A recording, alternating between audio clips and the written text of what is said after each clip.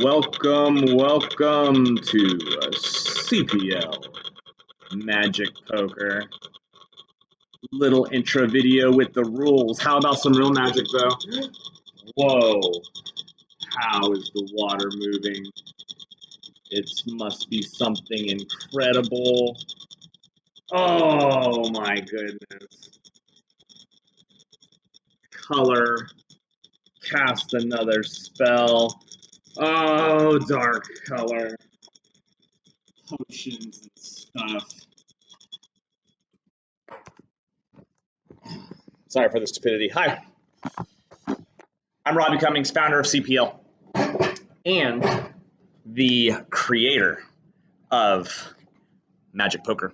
You're watching this video because you are thinking of, or hopefully have signed up to join us for a Magic Poker tournament.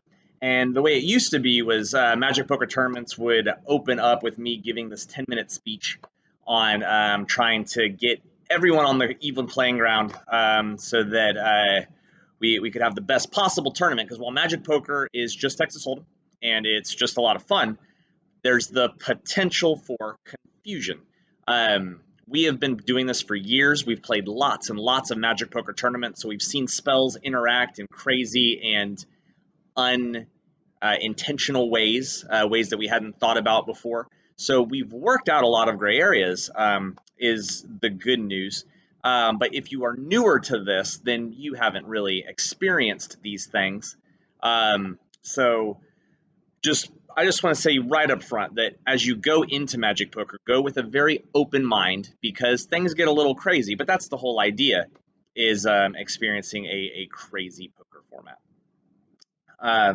So what I want to do is go over some basic stuff with you, stuff that you will be expected to kind of understand upon beginning the tournament. So without further ado, it's no limit Texas Hold'em, so just like you're used to, you can say all in anytime you want. We'll use the blind system, blind clock. All of that exists as you've come to expect in playing poker in any CPL sanctioned tournament. You're going to start the tournament with not only your starting stack of chips, but with 3 random spells. All right, and there's a bunch of different types of spells. All right, there's almost 20 different spells that do different things. All right, so you're going to get spell cards, right? You're going to get 3 random ones. They could be copies of each other. Hopefully not, usually not, but it could happen. And you'll get 3 spells that you want to keep private. All right, never let anybody see your spells, not a spouse or a friend or someone that's knocked out of the tournament. Your spells are private. Never let anybody know what you're holding. Now, while you start off with 3 spells for an extra $5 at your buy-in, you start with 4. So if you want to purchase 1 extra spell this one time for $5 extra upon buy-in, you can start with 4 spells, which will definitely give you a better chance at winning. Now, while the spell cards themselves give a very super brief explanation on when to use them, the timeline, and what they do, there's a packet that will reinforce the specifics and address the gray areas that a lot of the spells have, right? You'll have your initial paper that gives you a bit of a further, more detailed reading than the card does. And then once you have all your spells and you're like, man, well, I want to do this. I wonder if that would work. Well, then there's a much wordier supplemental thing that also goes along with it. So in other words, each of the spells has 3 descriptions. You have your super brief card, your slightly longer general, and then your super specific supplemental. So you can get as intimate with these spells as you want to, but the packets will be all over the tournament. So you'll have time to make sure you figure out what the heck is going on. But again, it's a lot of fun. The most important part of your spells, though, is the time frame in which they can be played. It's super important that you realize that some cards are like, this can be played after the flop, but before betting begins. That's the only time it can be played. One of the most frustrating things for you as a player is for you to have a good spell that you've been holding on to. It can only be played right after the flop, and then like the river falls, and you try to play it, and everyone's like, no, no, no. It very clearly says you can't do it at this time.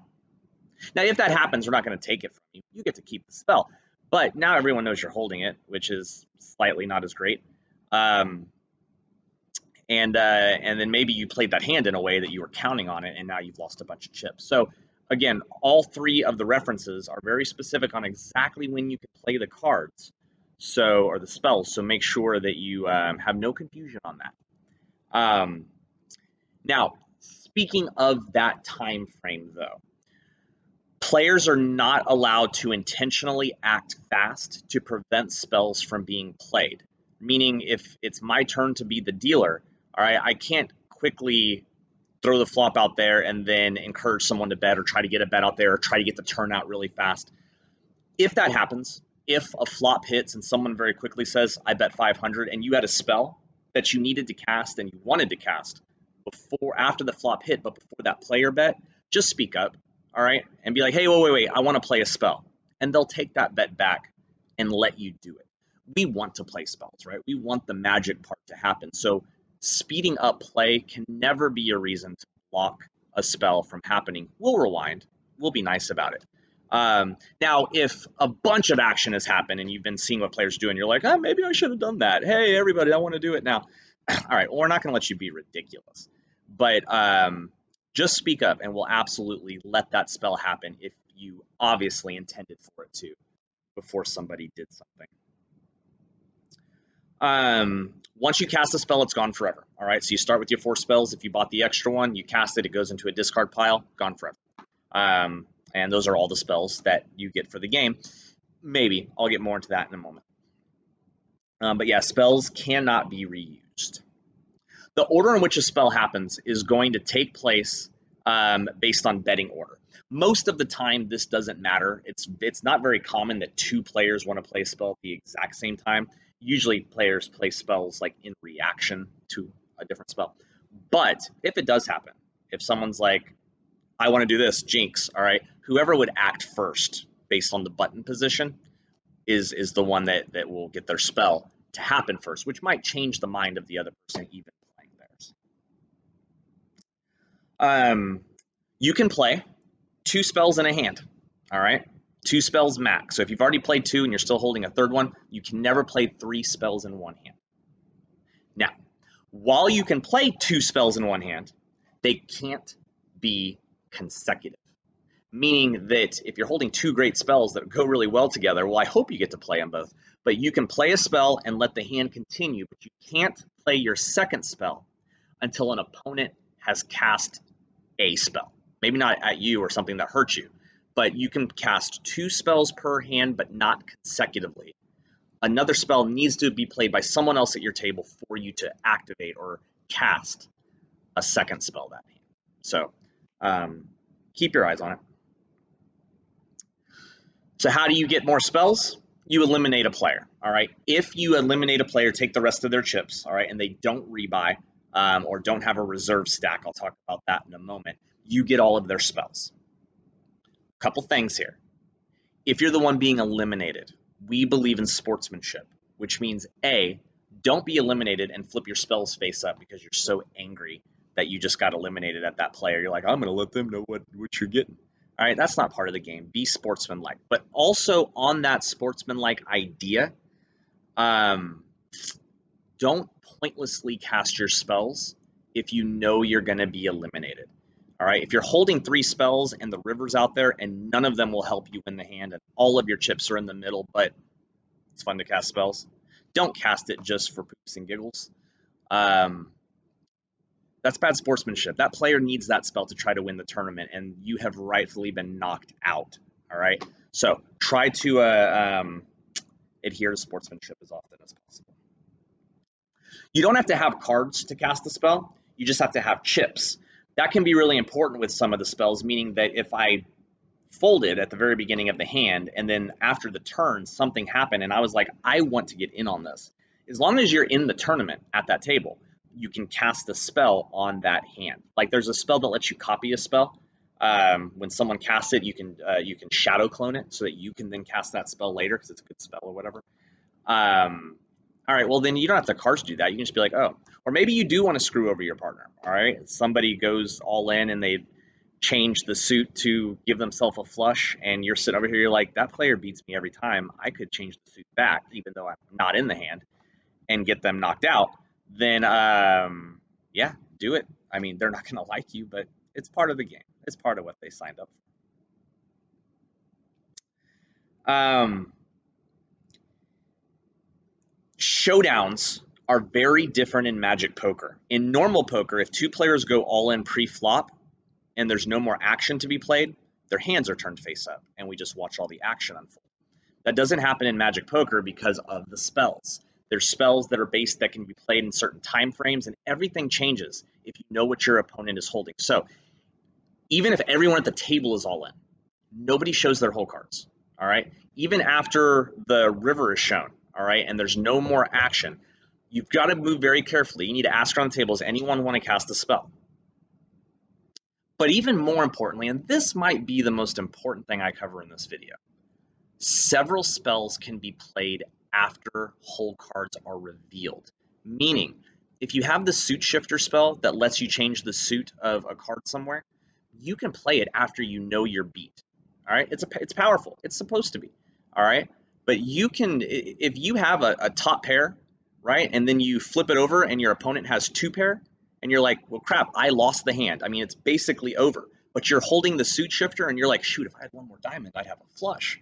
You can cast it that late in the hand. So be very intentional with when you show people your cards and how quickly pots are awarded, because Magic Poker is designed to be a little crazy.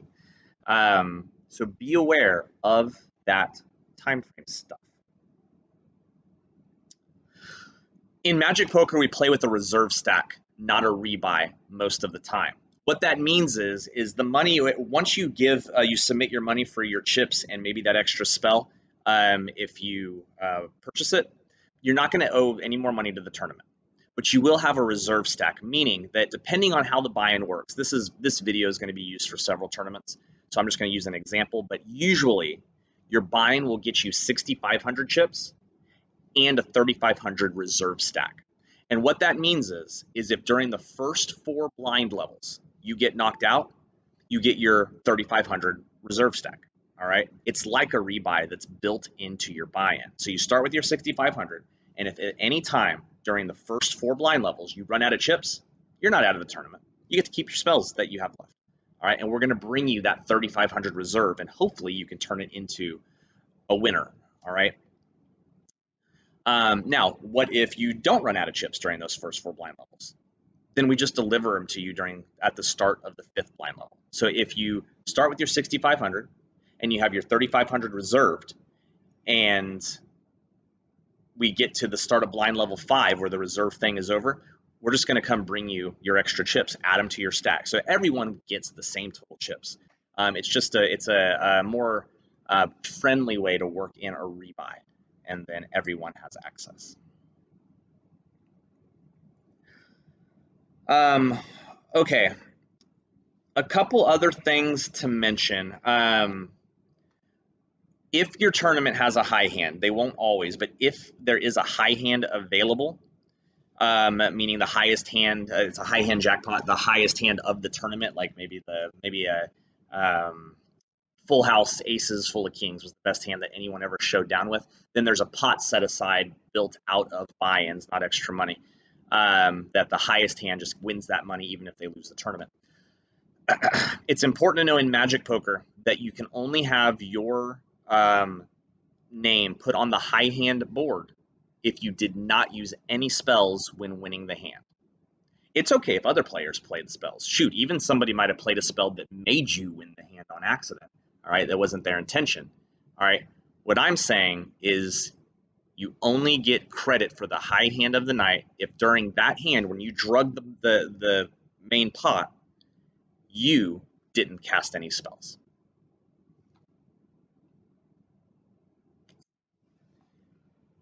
I want to also talk specifically about this spell here. All right, the video is almost over. I'm not going to go over all the spells, but I want to talk about the Time Machine spell because it is a powerful spell that changes the way that you act at the table if you're holding it. The Time Machine spell is a spell that allows you to fold your cards pre-flop like a lot of players do when your hand sucks, but then you can cast this spell to get them back after you've seen the flop. Two big things here I want to mention if you are holding the Time Machine spell. First off, you can't fold your cards in such a way that they're mucked, where they touch other folded cards, because we are not ever allowed to bring cards out of the muck. In other words, your opponents will probably know you're holding this spell because you're going to say I fold and you're going to keep those cards right in front of you. All right. Now, sure, maybe you're not holding the Time Machine spell and you want to mess with everybody and make them think you are. I don't think there's a real advantage there. It's probably just annoying, but whatever. If you're holding that spell, you have to fold right in front of yourself. All right. Now, if the flop hits and you don't play it, then fold the rest of the way, because the Time Machine can only be played after the flop, but it can't be played after the turn. So be real careful there. The other thing that is important is sorry, I lost my train of thought. Now it's a part of the video. I'm not starting over. Is that it gives you a discount in getting into the hand, maybe. All right, because upon casting it, you have to pay the big blind. So it's the only spell in the deck that requires you to pay chips while you play it, but you always only have to match the big blind. Now, if everyone just called and there was no pre-flop raise, then you'll pay as much as everyone else. But if someone raised it like up to 8,000, and then there was two callers, now that pot's got 24K in it, and then you love the flop, you only owe the big blind to get in, because that's the way the spell reads. The spell doesn't back up and look at how much money was bet in an earlier round. All right, so it could give you a chip discount if you time it right, or if the timing hits you right, or whatever, however you want to look at it. That's all written in the sheets. It's just Time Machine seems to be the one that we get the most questions about. Hey, I know this sounds like a lot of info. A couple good things. First off, it's just fun. No one is supposed to get mad. I've made players mad before, kind of epically. But if you come in just to have fun, you should be good. But also, you're going to be surrounded by players that know what they're doing. In regards to they've done this, they've played in 10 plus Magic Poker tournaments. So don't get your feelings hurt if you do something and you get corrected. It's not them being mean. It's they've done it before, and you're making mistakes that we've all made in this format. So just keep an open mind and allow people to correct you if necessary. So this is the part where I freak out because I probably didn't cover everything I need to cover. So I'm just going to cross my fingers and hope that this Magic Poker intro video finds you in good health and spread the word. All right, I love this format. I wouldn't have written it if I didn't think it was a good thing for the game. But I do hope that you have a good time playing with us, and let me know if you have any questions. Wizard Cummings out.